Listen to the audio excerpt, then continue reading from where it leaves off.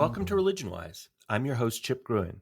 For today's episode, we're actually going to rerun a conversation that we had originally in January of 2023 with Professor of Political Science Chris Borick from Muhlenberg College. He's also the director of the Muhlenberg College Institute of Public Opinion. The reason that we're rerunning this episode is because I think it seems newly relevant now as we stare down the barrel of the United States presidential election in 2024. There has obviously been a lot of conversation about different parts of the electorate and how issues around race, ethnicity, religion might affect a presidential election in which the margins are going to be razor thin, or at least that's what it looks like sitting here in August. So we are all called on, if you're politically interested or politically active at all, to look at polls, read polls, understand what they mean. And I think it's also interesting to notice what they can and can't tell us. So in this conversation, pay particular attention to the way that sample size affects what details are imagined as important and which details are not. So, for example, when you get polling that seeks to capture religious diversity, you can have large portions of the electorate that will be statistically significant, like Catholic or Protestant Christian or even Jewish. But when you go down the line and you get to religious traditions that are not as well represented within that sample, they end up being blocked into other, so that you get very strange things, so that atheists or Sikhs or humanists or pagans get lumped into religiously other, when obviously it would be the case that their voting patterns and election priorities would not be exactly the same, and in some cases might be diametrically opposed to one another. So I think, just as a primer for thinking about polling, what it can tell us and what it can't tell us as we head into this next election cycle will be super interesting, will be super useful. And if after you finish this episode, you want to go back and hit the archives for a few more that might be relevant in the same vein, you might consider the episode that released in December of 2023, Religion, Politics, and Vocation with Sarah Trungariat, which features a state senator from Iowa, who is a progressive left-leaning state senator who talks about the religious and cultural diversity within her own district. And finally, you might want to go back and re-listen to December of 2022, Religion, Interfaith, and Public Policy with Frederick Davey, who is very interested in the intersections of politics, policy, and religion and religious difference. And so that gives another perspective on how these three discursive elements might come together within the election cycle, within the ways that we think about public life and religion. So check those two episodes out as well. And we'll be back in September with a new episode.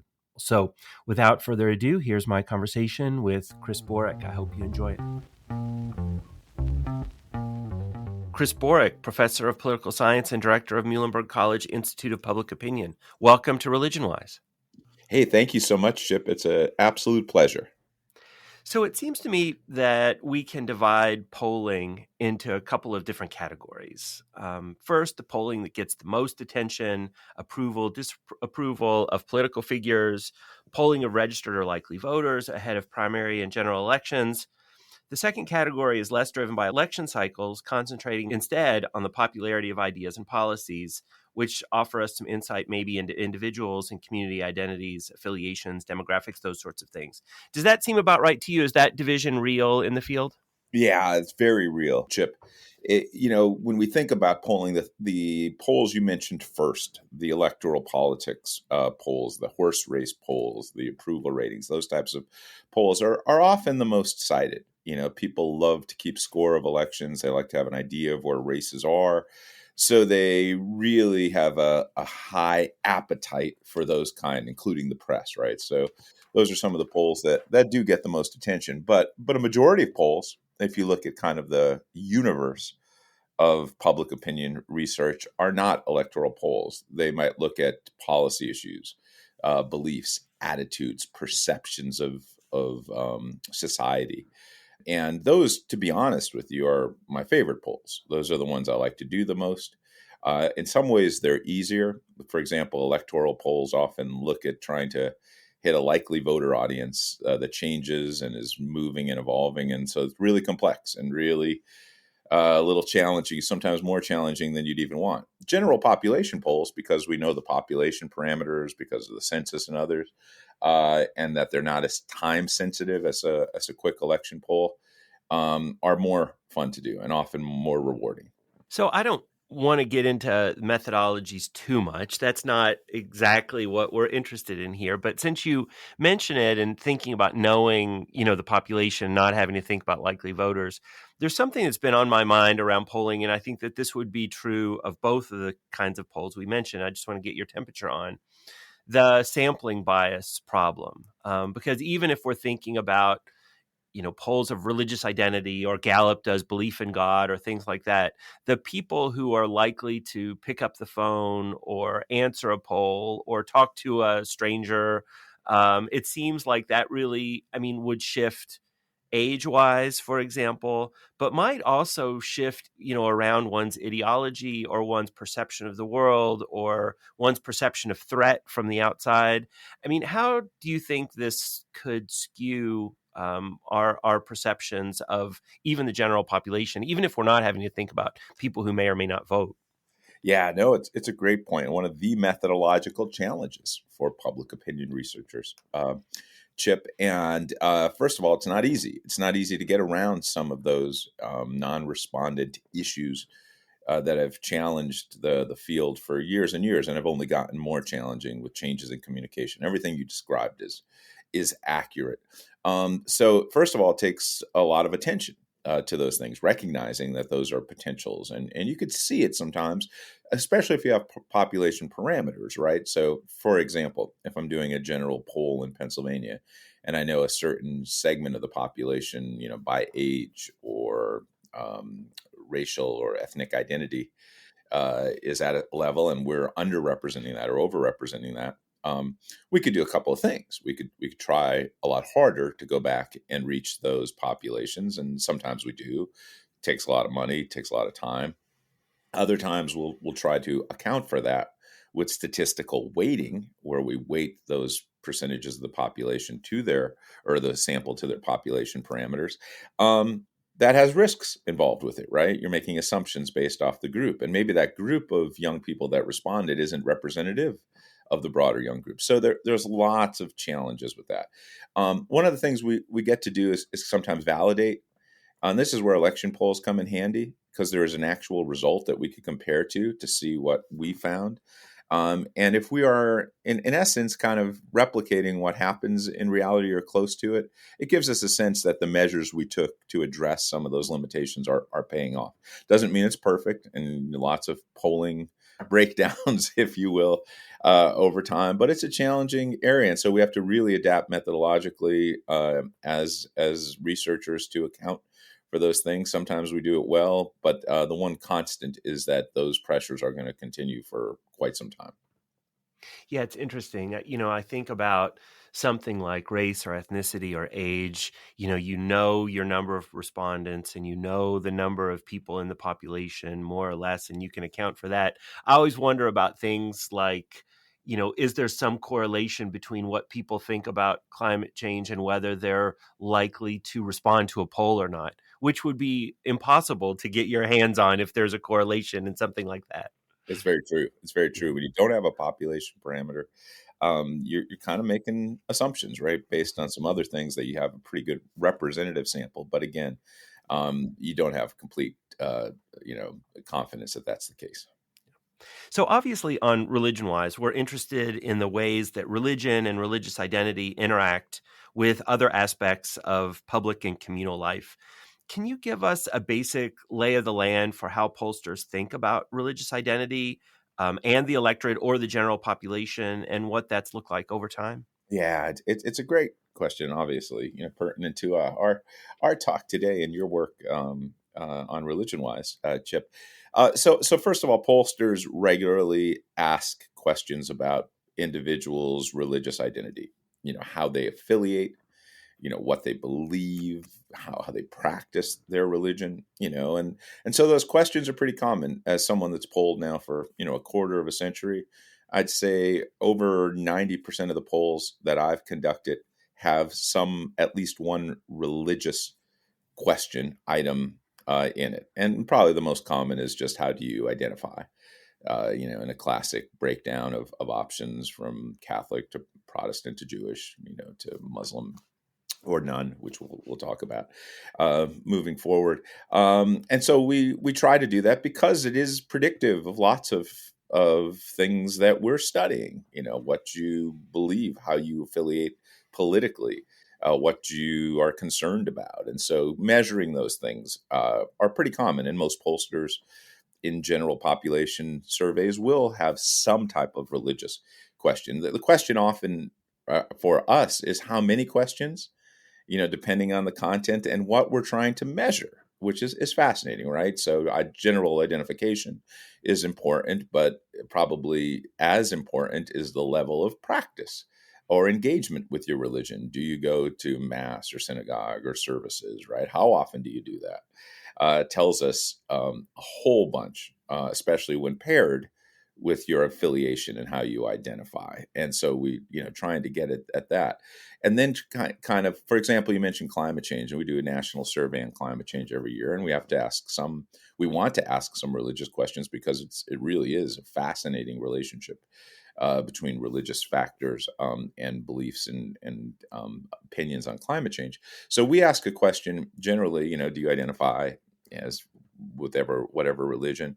And then we ask kind of a follow-up question that asks about your perception on the Bible, or, and so we say, hey, is it the actual Word of God? Is it the informed Word of God that is interpreted, or is it a book of fables, right? And because that breakdown tells us a lot about kind of where individuals might be, and it's very predictive of a bunch of things that we look at. So, measuring religiosity, if you will, is a challenge, and it's interesting to think about the types of items that we might employ to do that. And it differs across polls, and it differs across researchers, and of course, content area. If our focus was very deeply on religious issues, we'll have many more measures. Yeah, it's interesting. I'm interested and happy to hear about, thinking about the differences between belief, affiliation, practice, frequency. And it also occurs to me like the relationship between all of those things might be different depending on the religious tradition you're dealing with as well. Right? Like what kinds of religions or religious identities can be practiced individually versus communally, for example. Like there's a lot of interesting stuff going on there, I think. Yeah, there is, Chip, and it's also one of those challenges, right? Every survey I've done, it's always a matter of space, right? What questions could you fit in, and which ones? And they're inevitably questions I'd love to get in, right? That you have to leave on the cutting floor at the end, because you have to prioritize, the breadth of types of demographics rather than the depth or the intensity. But I would love to have many more kind of items that are religiously affiliated, because often you'll find things that are just really telling based on that nuanced version that might get washed away with more aggregate or kind of broad measures that we employ.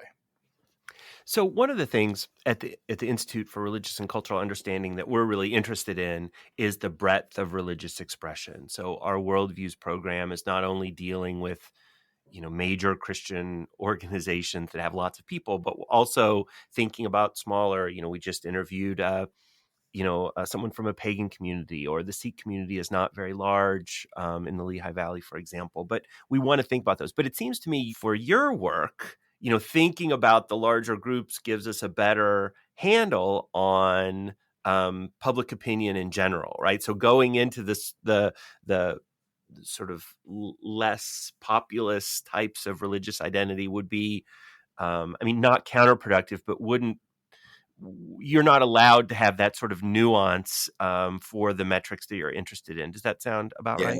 it does, and it's a little sad, right? Often, for example, when we do a national poll or a Pennsylvania poll or even a regional poll, we our religious distribution in our sample usually looks like the population, right? So if it's a predominantly Christian area, we're going to get predominantly Christian individuals in our sample, right? And that could be an overwhelming majority in some cases, leaving us with very small sample sizes for religious affiliations that are fairly small within the population, right? Often, as you just mentioned, individuals that might have a pagan identity, or often cases, even more traditional religious groups that we might think like individuals identifying as Jewish, right? In places we might just have 20 people in our survey of 500 that identify in that group. And that really makes it hard to make any type of generalizations about those identities per se. And it really is often, what's sad is sometimes to get around that, we'll simply aggregate non-Christian groups into other religions, right? And as someone that studies religion, I'm sure that's just horrifying to think that you're, putting a group so disparate in their views and into just a category. But we do that mathematically just to compare, right? Christians versus non-Christians, and I'm sure we'll talk about it. One group that we often have are people that might describe themselves as not practicing a religion, atheist, agnostic, right? Sometimes we lump those into a group. And it does wash away so much of it, which leaves the kind of the big point, I think, Chip, is those groups you have to kind of target as a separate project, right? So if you want, I've done studies, for example, on Jewish Americans. That we find methodologies not always easy to really target a group specifically, get a big enough sample of that group to make better inferences than we could ever do with these broad population surveys where the sample sizes are just too small to make meaningful inferences. So let's stick to a place then where I think you have more luck with getting a sample size big enough. And I'll tell you the narrative, at least when I teach my Christian traditions class, what that narrative looks like. The narrative that goes in my head around the last 50 years goes something like this: that evangelical and otherwise socially conservative Christian voters were not particularly active until the 1980 election cycle.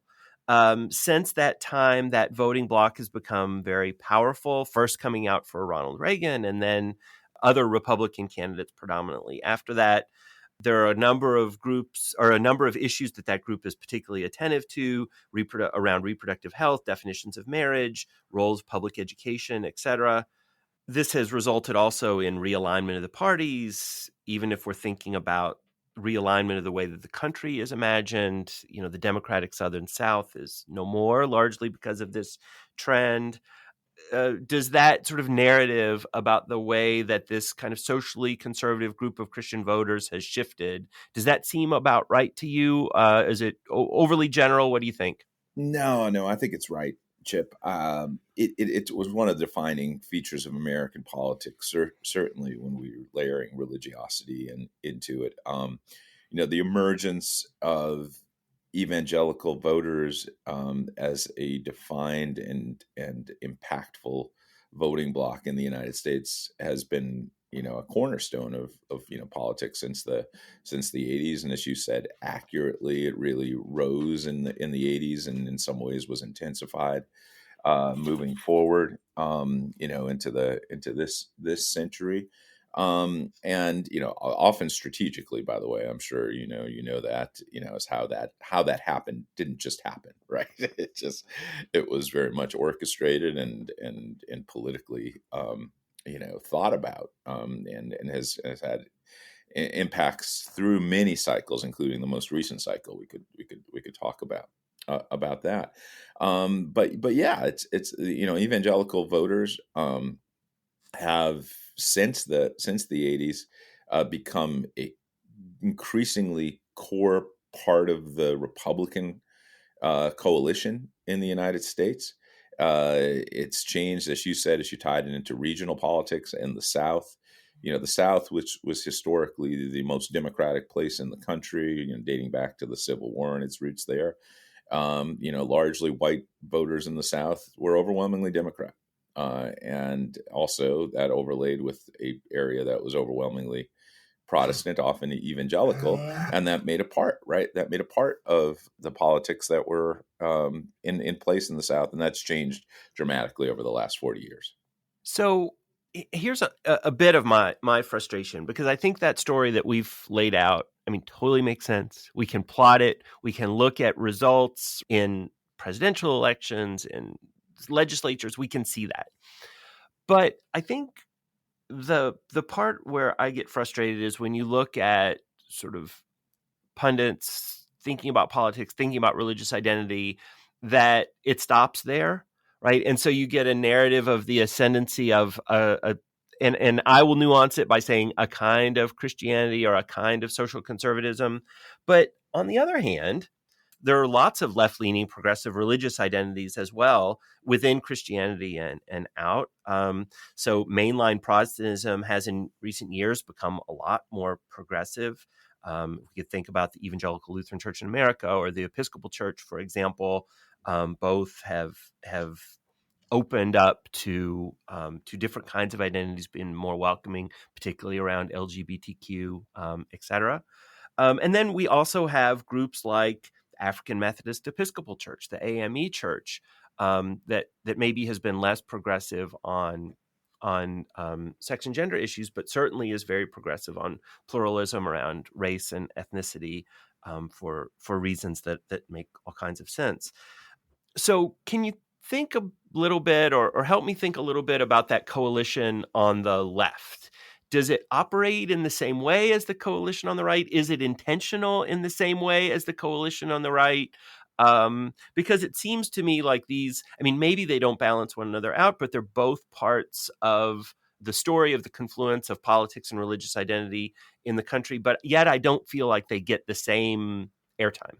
Yeah, it's a great observation, Chip, and really important. Yeah, there is so much focus on the evangelical presence within the GOP base and strategy and coalitions in terms of elections. But you're very accurate when you look, for example, at mainline Protestant Americans, people that identify with Lutheran Church, Methodist Church, Presbyterians. At one time, it was the bedrock of the Republican Party in many ways. Lots of northern suburban Americans that voted in elections voted overwhelmingly Republican with those identities, right? With those religious identities, and that's very much changed over time. And we see in recent elections, when we look at exit polls and studies of this, that mainline Protestant votes are pretty evenly distributed, and if leaning anyway, lean Democrat. In most, especially in some high profile elections. And so you've seen that really change in terms of the coalition. Now, of course, one of the comparisons that you know well is in the size of those groups, as mainline Protestant groups have tended to decline in size versus evangelicals that have risen generally over that period. The impact is different, right, in terms of electoral politics, but nonetheless still salient. And then, as you mentioned, as we talk about Black voters and their religious identity, the presence of the Black church, right?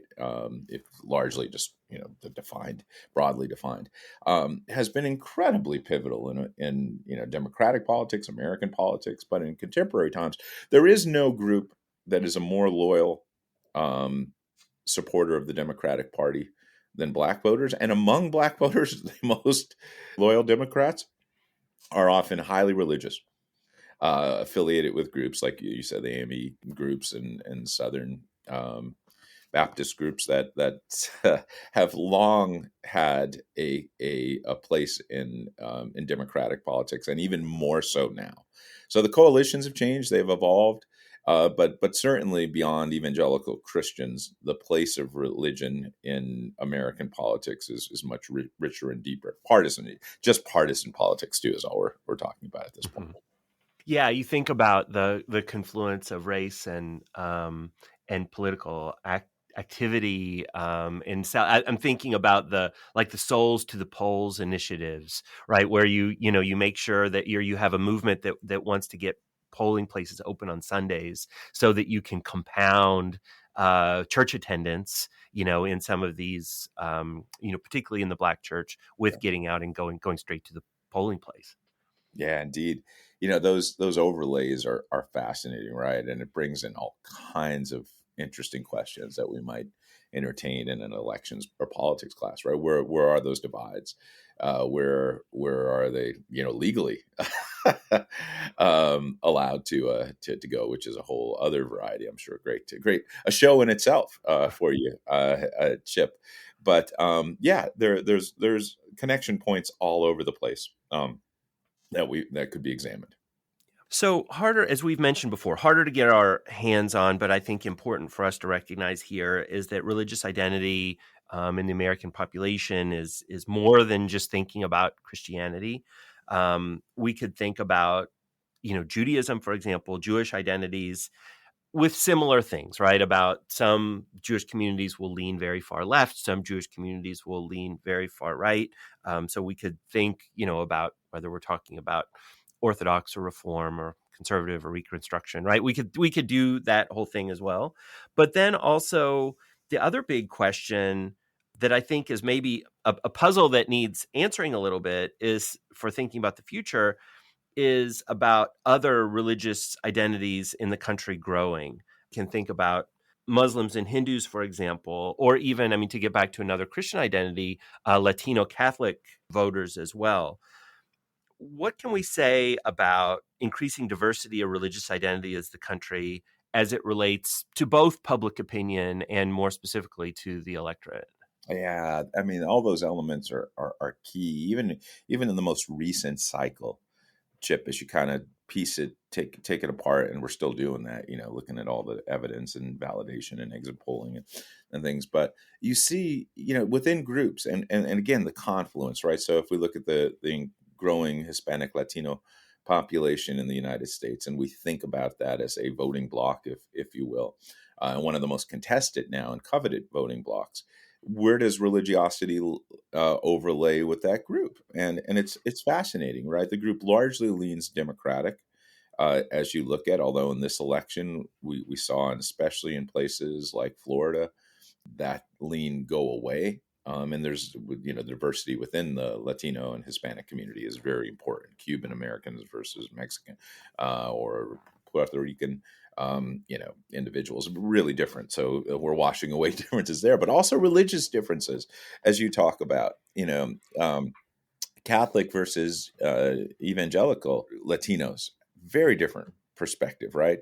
Religiously practicing Latino and Hispanics, very different than those that might be less engaged in their politics. And that's really where some of the strategy of contemporary elections have come in. Republicans have increasingly targeted Hispanic voters who are religious in their nature, say, is finding an opening that they think along cultural conservatism and those and beliefs that align more with perhaps traditional Republican views might be an ability to crack into a growing demographic through a religious and also cultural lens. And so you see these kind of places, as you mentioned, other groups that are growing, the broadly defined Asian American population, right, that often has a high level of people identifying as Muslim or Hindu, right, and how that might be channeled. And then there's a little bit of overlay on the conservatism issue and those types of things that make those groups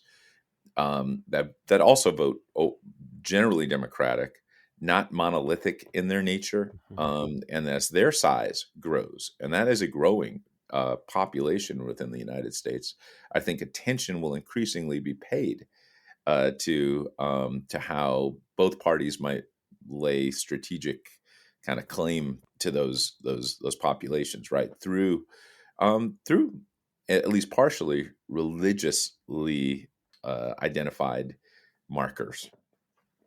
Yeah, it's not hard to imagine an individual who, you know, because it's a part of the tradition of their religious community, for example, is socially pretty conservative, right, around family issues, sex and gender issues, etc. But then also has a really expansive view of what civil rights should look like, or what immigration policies should be, or something like that. And so they end up, one could imagine somebody like that being caught between the two parties or between the two platforms. Oh, it totally, and that's all the groups we just discussed, but even among Black voters, you've seen that, right? You've seen attempts among Republicans to really leverage those connection points to try to persuade um, Black voters to vote Republican, and with a marginal degree of success. As we look at, and again,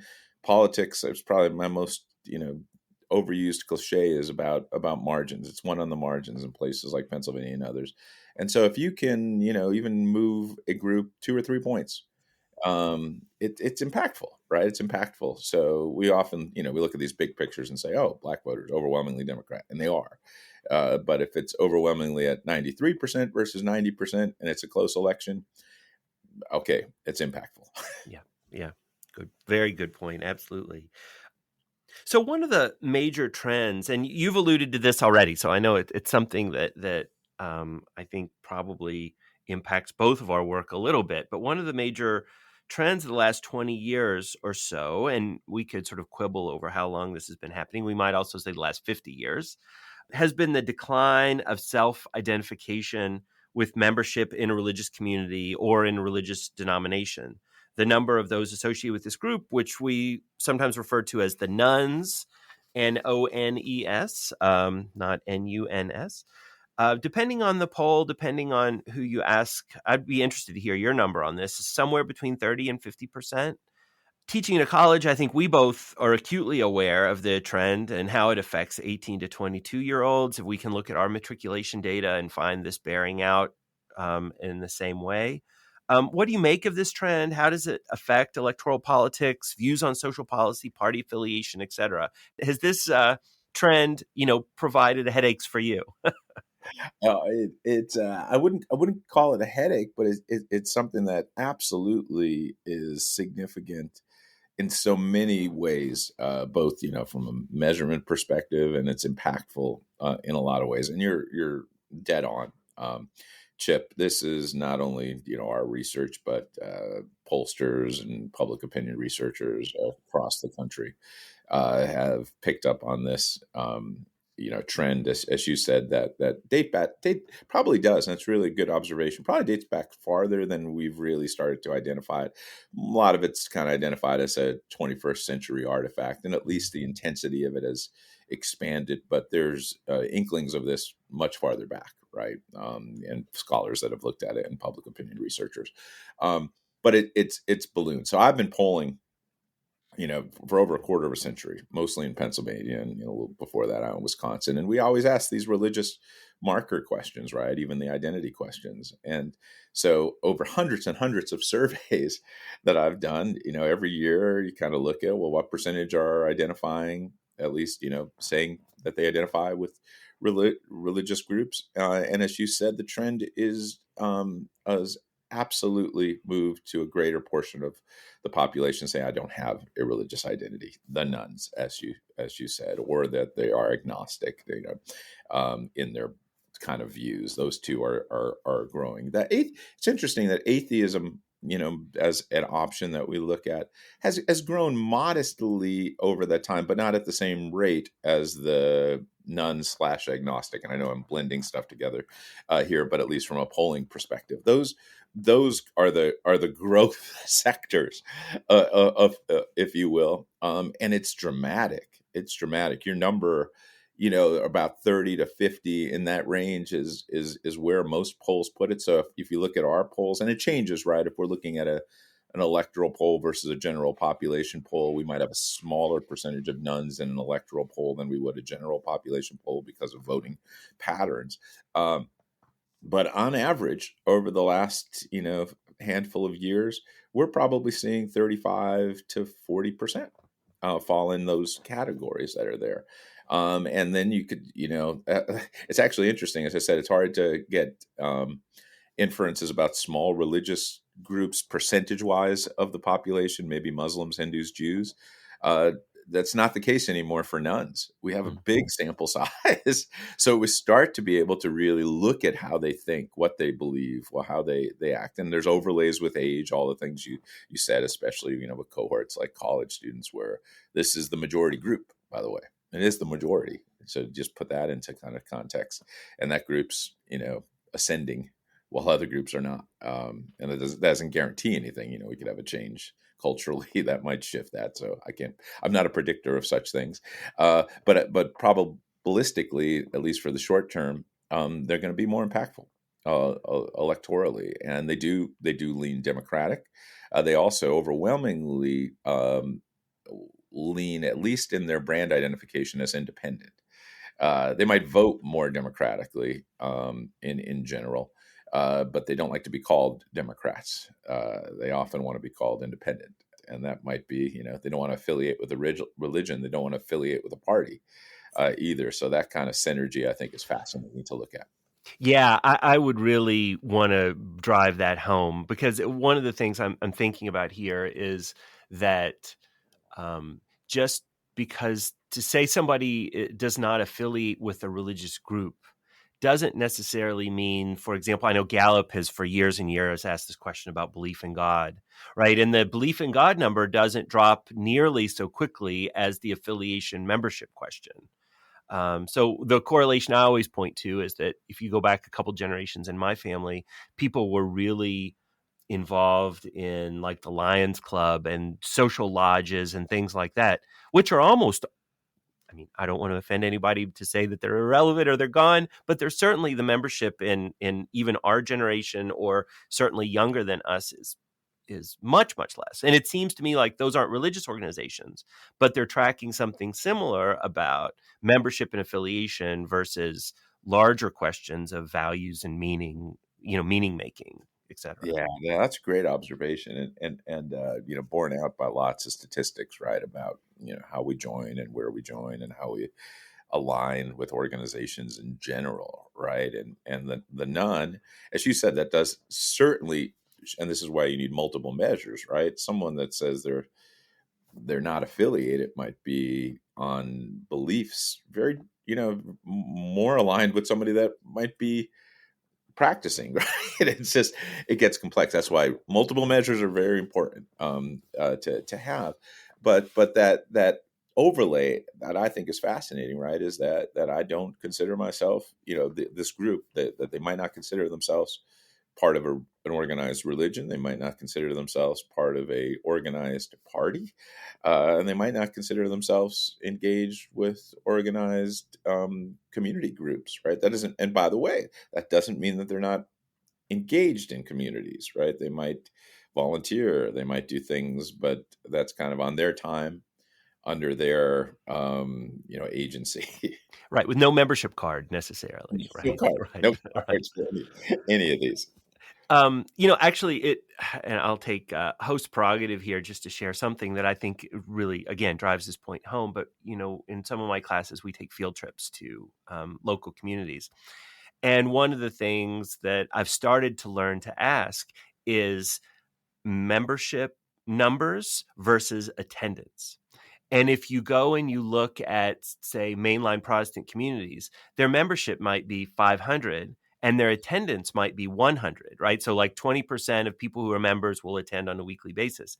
If you go to a evangelical community, their membership might be, and the community I'm thinking of is much larger, but say their membership might be 500 and their weekly attendance might be 2,000.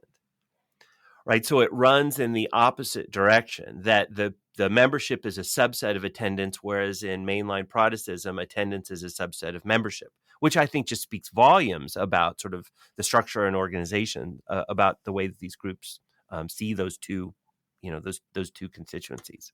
That's fascinating. Really cool. And that's insightful, and I think it does kind of overlay with those broader trends that we saw, and also again speaks to the idea of how you measure Mhm. things, right? So if I asked to somebody, "Are you, formally affiliated with a religious institution?" And somehow I don't know if that's well worded, versus do you engage in religious practices, right, or service? It might be very different, right? And by the way, then you start getting into the joy of data analysis, right?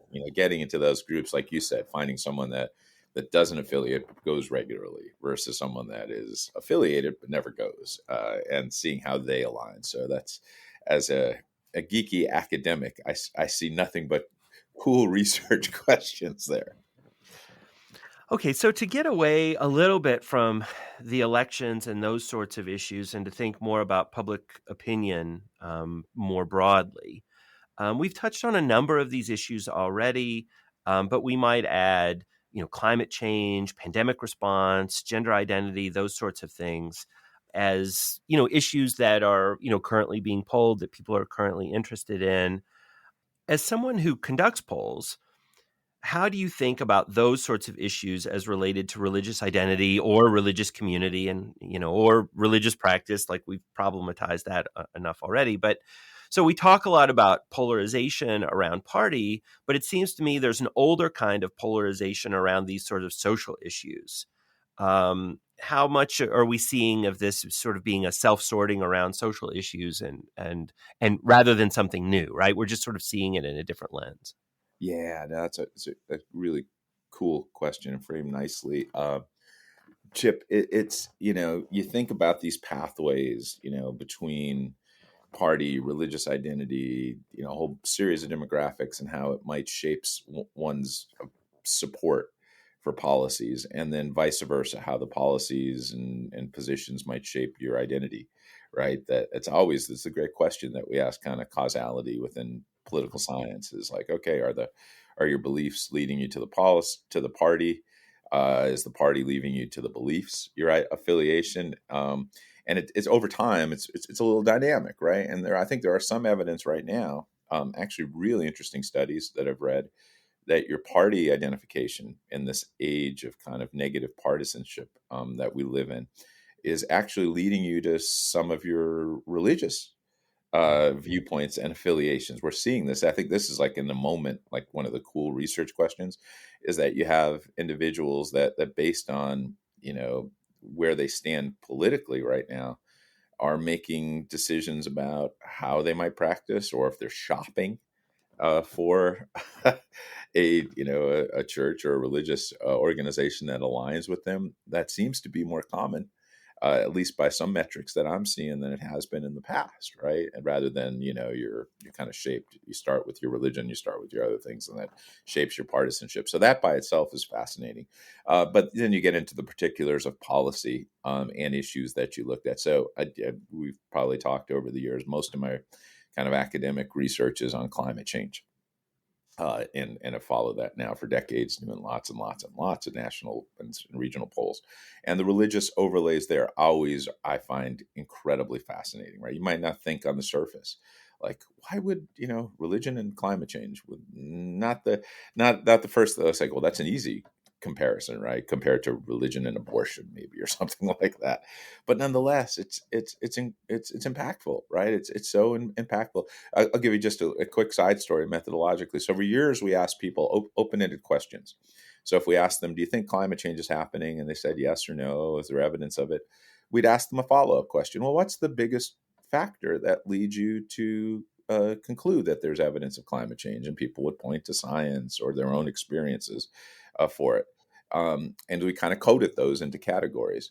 We had never thought when we created it that religious factors would appear regularly in those open-ended comments. both why you think it's happening and why you don't think it's happening. So people would tell us, what's the major reason? They'd say, well, the Bible, Mhm. or that it's God's will or something like that. And so we had to kind of adjust our whole methodologies to account for its presence in a place we didn't think it necessarily would be. And those are the things, like when we look at religion across a variety of subjects, that we might locate it and its impact in an array of factors that might not necessarily seem on first blush to be, a clear connection point. So I love that story because it confirms one bias of mine, and I want to ask you about sort of polling and if you can speak for the field generally. But the bias of mine is that very often religion is, or religious identity, religious belief, religious affiliation is very far down the list of the kinds of factors that um, that people thinking about public opinion or just generally, studying human behavior, that it always seemed to me, and again, occupational hazard for me is that, hey, we all have, whether we are religiously affiliated or not, we all have a worldview, right? We all have a way in which we imagine the world working that is based on assumptions about who we are and how we grew up and the communities we're around, et cetera. And this story you tell is super interesting because you offer then the corrective of how you then incorporate that. Do you think that in the field generally, I mean, obviously things like race and ethnicity and wealth, um, social placement, all get a lot of attention. Do you see religion getting? I don't know how to ask this. Getting the attention I think it deserves, right, in contemporary polling, or is this still like the eighth factor in other things that people imagine are motivating public opinion? That's such it's a really good question, and I think your position that it's probably pushed aside sometimes or overlooked, maybe is a better word, is true just from my own experience. And I speak, from writing lots and lots of surveys. And so imagine this: you're writing a survey, and you have limited number of questions, and you have so many substantive questions, so many demographic questions. And I've been in this place, and I have to admit it, sometimes where I have to cut demographics. And so, so if it's age, race, income, educational attainment, gender, that's a variety of ones, and religion, religious affiliation, whatever one we're using, which one gets cut? And I have to say that more often than not, compared to those other ones, it would be the religion question. Mhm. It would be like, well, I don't see any, as I said, maybe erroneously, well, I don't see any logical connection why this should affect, someone's position on this. And it's probably captured with some of the other partisan things that we have. So on the cutting floor, maybe that religion question gets dropped and we're missing things, right? The climate example is a perfect example. I just didn't see it. And my Yeah. co-author, which was fascinating, his wife is a Lutheran minister. And she kind of said, well, why didn't you see that? I remember like talking, like, oh, well, because we didn't. And it's like we found, and then we corrected, as she said, we did. And now we asked more questions, more religion questions in our demographic one, because we found it so fascinating and so impactful. So I think your assumption is probably borne out, at least from my case of many, many years of doing this.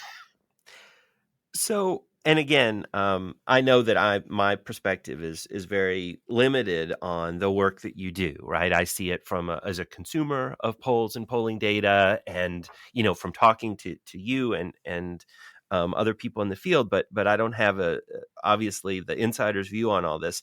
So, with that being said, what am I missing? Like, what is the really important thing that I might not be able to see from my perspective about what public opinion research looks like, how it thinks about some of these issues. Like, where's my blind spot here?